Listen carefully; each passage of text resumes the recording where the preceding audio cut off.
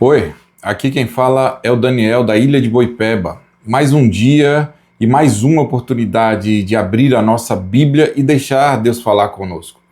Aqui eu não compartilho uma palavra porque eu tenho todas as respostas. Eu compartilho porque também estou aprendendo a caminhar com Jesus todos os dias. A Bíblia que eu leio, ela precisa falar primeiro comigo, para que depois eu consiga transmitir para vocês alguma coisa. Bem, então hoje nós vamos juntos descobrir, o que, mais uma vez, o que Deus quer nos ensinar. Hoje eu quero conversar sobre uma das passagens, para mim, mais difíceis e ao mesmo tempo, mais interessantes da história de Moisés. Numa primeira leitura, causa espanto, arrepios, Quando nós falamos de Moisés, a gente pensa em um homem de Deus, em um homem que andou com Deus, que era amigo de Deus e que tinha muita intimidade com Deus, E sabemos das grandezas que foram feitas através dele para a libertação do povo. Mas hoje Deus me levou ao livro de Êxodo, nesse versículo, esses dois versículos que vamos ler aqui, para compreender um pouco melhor, tentar compreender isso que aconteceu. E mais uma vez o Espírito Santo de Deus traz a clareza de muita coisa e as aplicações pessoais para o nosso dia a dia, Veja bem, Deus acaba de chamar Moisés, ali no livro de Êxodo, bem no início. Deus, ele falou com ele na graça, que queria manifestar sobre o seu povo, e ali na sarça ardente, ele fala a Moisés que ouviu o clamor do povo dele e ia intervir a favor do povo de Israel. Deus revela o seu nome, Deus dá sinais a Moisés, Deus manda Moisés voltar para o Egito. Moisés ali finalmente começa a obedecer. Essa é a história de Moisés no livro de Êxodo, Bem, mas eu quero hoje me deter aqui e transmitir para vocês a minha devocional, a minha reflexão sobre esse episódio, que então acontece algo que parece não fazer muito sentido na Bíblia. Êxodo, capítulo 4, versículo 24, diz assim: estando Moisés no caminho, numa estalagem, encontrou o Senhor e quis matá-lo. É isso mesmo que vocês estão lendo. Deus quis matar Moisés, logo após de Deus chamá-lo para uma grande missão, talvez a maior missão dele, e naquele povo de Israel. Eu realmente confesso, se nos depararmos nesse versículo, se pararmos nesse versículo, a pergunta é inevitável: meu Deus, como assim? Como isso pode acontecer? Como é que Deus faz um negócio desse, fala um negócio desse para Moisés? E meio assustador, Bem, Deus é assustador porque Deus tinha acabado de chamar Israel, e empossá-lo ali, e na verdade incumbi-lo de uma missão tão grande, que Deus estaria com ele, e agora queria matá-lo.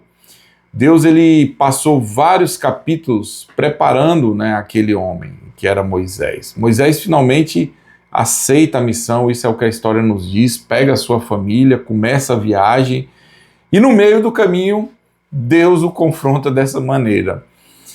Bem, para nós entendermos bem essa passagem, nós precisamos continuar o texto e ver o que diz a seguir. Em Êxodo capítulo, no mesmo 24, mas agora no versículo 25 e 26, nós lemos: então Zípora tomou uma pedra aguda, cortou o prepúcio do seu filho, lançou-o aos pés de Moisés e lhe disse: sem dúvida, tu és para mim esposo sanguinário.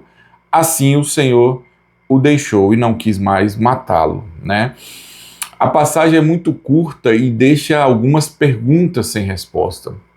Existem várias interpretações, várias mensagens, pregações sobre esse texto, E nós temos só que ter um pouco de cuidado, O hebraico desse trecho, ele tem ambiguidade, inclusive sobre alguns pronomes no original, no hebraico. Nós não vamos entrar nisso agora, mas tenha certeza disso que eu estou te falando. E se você quiser procurar, pesquisar a respeito disso, você vai ver, né, essa ambiguidade, né, e esses pronomes aí, né, inclusive sobre esses pronomes que são usados aí neste contexto. E por isso nós precisamos ter muito cuidado, né? A Bíblia ela não nos conta todos os detalhes do episódio, então nossa interpretação tem que ser cuidadosa. Não existe uma interpretação clara, revelada através da palavra de Deus a respeito disso, né? Mas existe uma conexão muito forte no próprio texto, né? O problema está relacionado à circuncisão, que era uma ordenança, né? E para compreender isso, nós precisamos voltar muitos anos atrás até Abraão, que é onde foi estabelecido, né, essa ordenança em relação à circuncisão. Deus havia ali estabelecido a circuncisão como um sinal de aliança, né, com sangue. Lá em Gênesis capítulo 17, versículo 10, nós lemos: "Esta é a minha aliança que guardareis entre mim e vós e a tua descendência. Todo macho entre vós será circuncidado."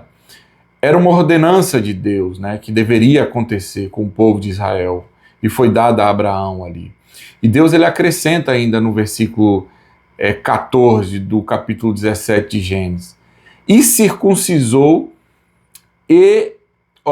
o incircunciso que não for circuncidado na carne do prepúcio, essa vida será eliminada do povo.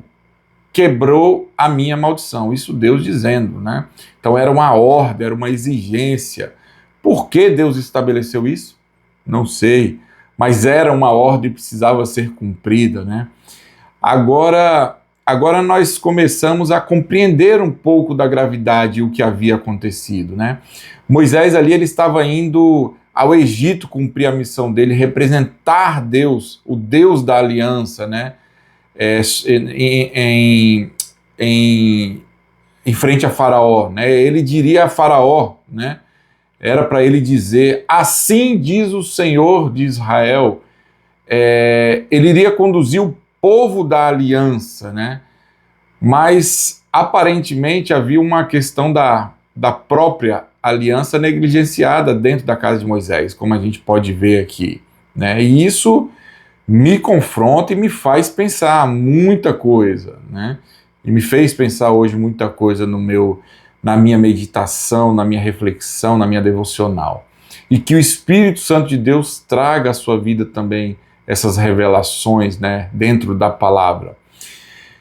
Bem, é possível querer ser usado por Deus publicamente enquanto existem coisas que Deus está tratando conosco particularmente. Sim, é possível. É possível querer falar para multidões enquanto nossa própria casa precisa de atenção. É possível ensinar, né, obediência enquanto existem algumas áreas na qual sabemos que não estamos ainda obedecendo. Talvez essa seja uma das grandes mensagens, né, dessa passagem. Antes de Deus tratar Faraó através de Moisés, Deus tratou Moisés, e não é diferente nas nossas vidas, né? E eu vejo isso com muita seriedade, né? Quanto maior a responsabilidade, maior também é a necessidade de levar Deus a sério, né? Isso é muito sério, né? Moisés não estava sendo chamado para uma tarefa qualquer. Ele seria o homem através do qual Deus ia confrontar o maior poder daquela região, né? Faraó, o Egito. Ele seria mediador da aliança, né? Dos sinais.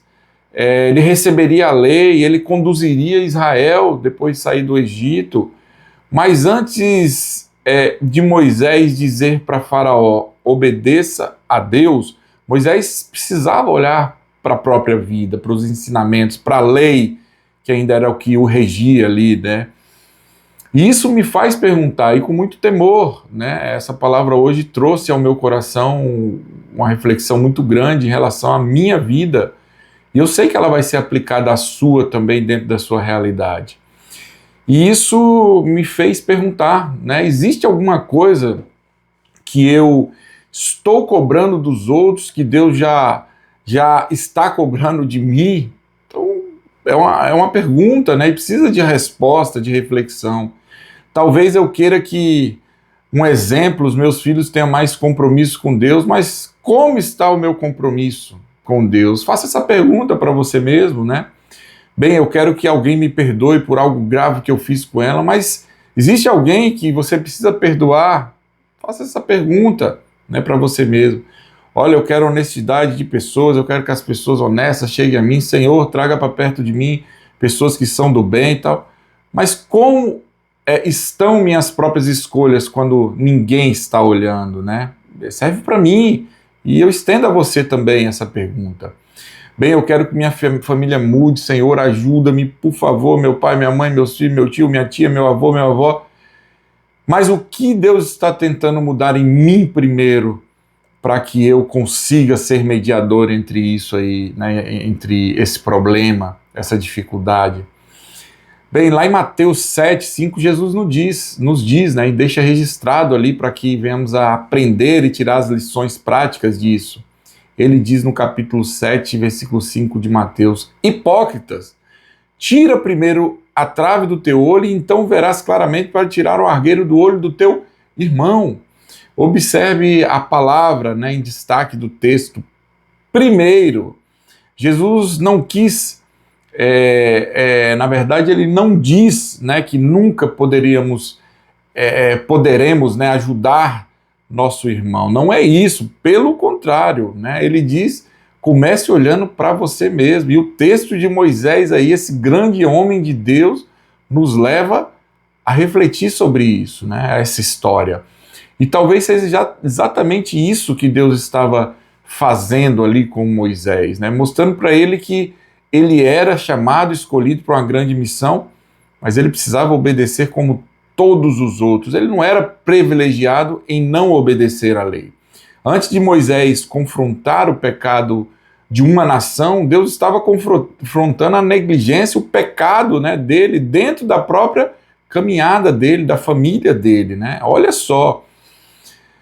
Bem, mas existe um outro detalhe extraordinário aí nessa passagem que eu consegui identificar, né? Olha o que aconteceu imediatamente antes dela, né? Deus e os seus cuidados e os seus ensinos. Deus faz o quê, né? Deus manda Moisés dizer a Faraó. O que Deus manda Moisés falar a Faraó? Veja bem, lá em Êxodo capítulo 4, versículo 22 e 23, ele manda Moisés dizer a Faraó: assim diz o Senhor, Israel é meu filho, meu primogênito. Digo-te, pois, deixa ir meu filho, para que me sirva, mas se recusá-lo, deixá-lo ir, eis que eu matarei o teu filho, teu primogênito. Você consegue entender e qual a cena seguinte, que nós já sabemos? Ou o que acontece? Pois é, o filho de Moisés é circuncidado, né? Na verdade, o filho de Moisés não é circuncidado, né?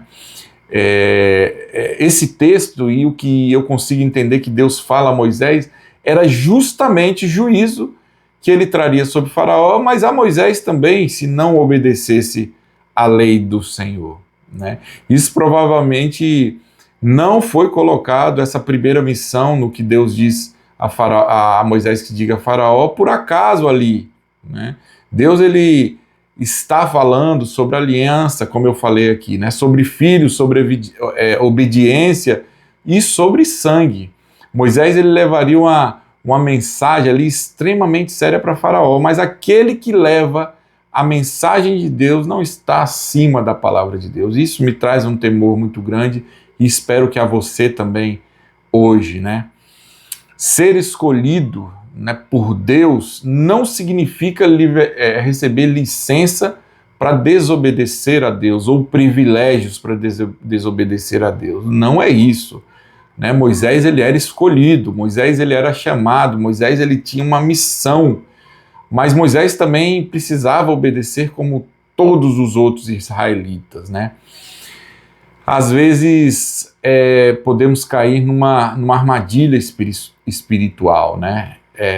pensamos, Deus está me usando, então deve estar aprovando tudo em mim, e negligenciamos algumas coisas nas nossas vidas. Muito cuidado, e eu falo primeiro a mim mesmo, né, e depois a vocês, que não é desse jeito, né? Deus pode usar uma pessoa e ao mesmo tempo está trabalhando profundamente no caráter dela. Sim, isso é verdade, né? E acontece. Dom, guarde isso para você, não substitui caráter. Chamado não substitui obediência, de forma nenhuma. E ministério não substitui vida com Deus, o dia a dia, o habitar na presença de Deus, e não apenas o visitar a Deus. E existe, né? E na verdade talvez exista algo ainda mais profundo aí, né? Deus estava ensinando Moisés desde o começo. Você não vai libertar Israel porque é especial, viu? Você também depende da minha graça. Deus deixando bem claro para Moisés, né? Moisés, ele não era o Salvador. Deus era, ele era um instrumento, né? E isso muda tudo, porque quando Deus começa a nos usar, existe sempre o perigo de começarmos a acreditar que somos indispensáveis, e nós somos meros mortais que carecemos da graça de Deus nas nossas vidas e do poder do Espírito Santo para nos usar como instrumento. Essa é a verdade, né? E Deus deixa claro para Moisés ali, a obra é dele, nós somos servos. E Paulo reforça isso lá em 2 Coríntios capítulo 4, versículo 7. Temos, porém, esse tesouro em vasos de barro, para que a excelência do poder seja de Deus e não de nós. O poder, o que habita em nós é poderosíssimo, mas o vaso que somos nós continua sendo de barro. E isso deve nos manter, né, humildes em relação a isso tudo, né? Bem, mas ainda existe algo nessa passagem que aponta para um tema, né, que atravessa todo o Êxodo, né, que sangue e livramento. Aqui precisamos tomar cuidado para não transformar cada detalhe numa profecia direta sobre Jesus, né? Êxodo 4 não diz explicitamente que Zípora estava representando Jesus, não é isso, tá? Mas o livro de Êxodo começa a desenvolver um tema que ficará aí, né, cada vez mais claro em relação a Cristo Jesus, a sombra, né, do Novo Testamento. Pouco depois ia chegar a Páscoa, e Deus dirá aos israelitas para colocarem o sangue nos umbrais da porta. Nós conhecemos também essa passagem, né? Lá em Êxodo 12, versículo 13, diz: o sangue vos será por sinal nas casas em que estiverdes. Quando eu vir o sangue, passarei por vós, e não haverá entre vós praga destruidora. Mais tarde, todo esse tema, né, de redenção pelo sangue encontrará ali o seu cumprimento máximo em Jesus. Nós sabemos disso, né? Pedro ainda esclarece mais ainda para a gente quando ele diz lá em 1 Pedro 1, 18 e 19, né? Sabendo que não foi mediante coisas corruptíveis, como prata ou ouro, que fostes resgatados, mas pelo precioso sangue, como de cordeiro sem defeito, sem mácula, o sangue de Cristo, né? Moisés precisava da graça, Israel precisava da graça, eu preciso da graça, você precisa da graça de Deus, né? Nenhum chamado nos coloca acima disso. E talvez essa seja uma das coisas bonitas, né, escondidas aí dentro de uma passagem tão assustadora. O mesmo Deus que confronta também oferece um caminho, né, de preservação, de ensino. Isso é muito lindo, isso é muito bonito. Eu consigo enxergar desse jeito, né? Bem, a situação é resolvida. Moisés continua sua jornada depois de circuncidar o seu filho, né, a preço de sangue. Deus não abandona o chamado, por mais que Moisés tenha, em um momento, tropeçado, falhado, pecado, né? Deus não abandonou, não tirou ele e colocou outro, porque o coração dele se voltou ao erro, né? E reconheceu ao erro da esposa também, e fizeram o que era a ordem de Deus, né? Depois da correção aí, a missão continua. Isso também é importante para nós e traz a luz dessa palavra para as nossas vidas. Quando Deus nos confronta através da palavra, não significa, né, que necessariamente que Ele está dizendo que desistiu de mim, de você. Pelo contrário, né? Muitas vezes significa justamente que existe algo que precisamos resolver porque ainda temos um caminho para percorrer. Isso é intimidade com Deus, isso é maturidade com Deus e é o que nós precisamos alcançar todos os dias, passo após passo, né? A correção de Deus pode ser uma demonstração aí de sua paternidade, e eu não tenho dúvida disso. Hebreus capítulo 12, versículos 6 nos reforça isso, né? Porque o Senhor corrige a quem ama e açoita a todo filho a quem recebe. Nós gostamos, né, muito de Deus, do Deus que consola, e Ele consola. Gostamos do Deus, né, que perdoa, e sem dúvida nenhuma Ele nos perdoa. Gostamos muito aí do Deus que abre as portas, né, e Ele abre as portas sim, mas a Bíblia também apresenta o Deus Santo que corrige, que confronta, que diz, isso precisa mudar. E talvez amadurecer espiritualmente, né, como eu falei aqui, seja parar de enxergar toda a correção de Deus como rejeição, né? Às vezes é cuidado na sua grande maioria. Pense em Moisés, a partir de hoje lembre-se de Moisés, né? Talvez ele pudesse dizer, Senhor, mas eu estou indo fazer exatamente aquilo que o Senhor mandou com a minha família, deixando tudo para trás.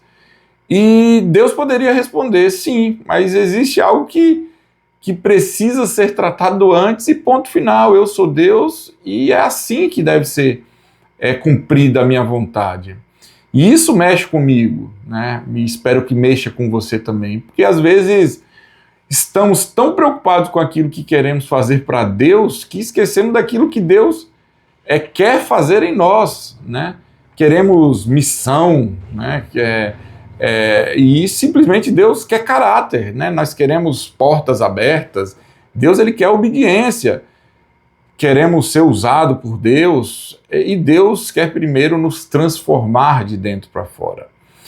E eu não quero terminar essa reflexão perguntando, né, qual grande obra Deus tem para mim, Senhor, o que o Senhor tem para mim e tal. Nessa reflexão aqui, hoje eu quero fazer uma pergunta mais simples, né, e talvez mais difícil, né? O que Deus já me mostrou que preciso fazer e eu continuo ainda adiando? Faça essa pergunta também para você, né?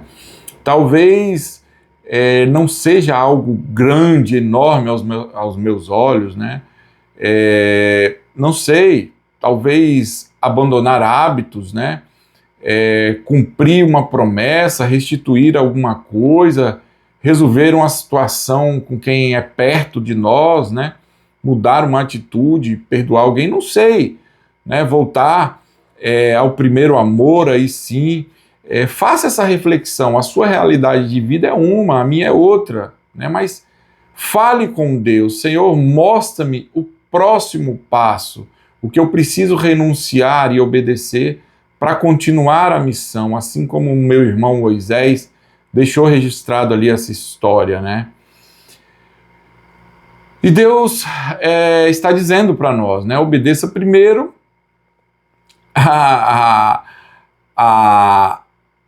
e eu vou conduzir os seus passos, né? Obedeça primeiro, né? Moisés ali, ele estava indo, mais uma vez falando, confrontar Faraó, mas Deus parou Moisés no caminho, né? No meio da jornada. E talvez hoje essa palavra esteja nos parando, né? Eu, você, por alguns minutos também, né? Não para nos destruir, mas para perguntar, né? Como está a minha casa? Como está o meu coração, né? Como está a minha obediência quando ninguém está vendo, principalmente? Porque Deus ele não está interessado, mais uma vez eu quero reforçar isso, apenas naquilo que fazemos em seu nome, né? Ele está interessado em quem estamos nos tornando enquanto fazemos aquilo, tá? Então, eu tenho certeza que essa palavra hoje traz para você, traz para mim uma revelação. Eu não sei quantas vezes você já tinha lido essa passagem de Moisés, né? E não entendido muito bem como Deus falou num momento que iria usar Moisés para libertar o povo e depois iria matá-lo, né? E espero que com essa reflexão hoje, o Espírito Santo de Deus traga clareza ao seu coração e te mostre que não somos privilegiados porque aceitamos a Jesus em não obedecer a Deus ou que ele faça vista grossa, né? Em pecadinhos na nossa vida, né? Bem, que essa palavra não termine aqui, né? Que ela continue falando com você, comigo, todos os dias, tá? E venhamos a caminhar em verdade através do Espírito Santo de Deus que habita em nós, sendo cristãos verdadeiros, seguindo a Cristo Jesus, todos os dias.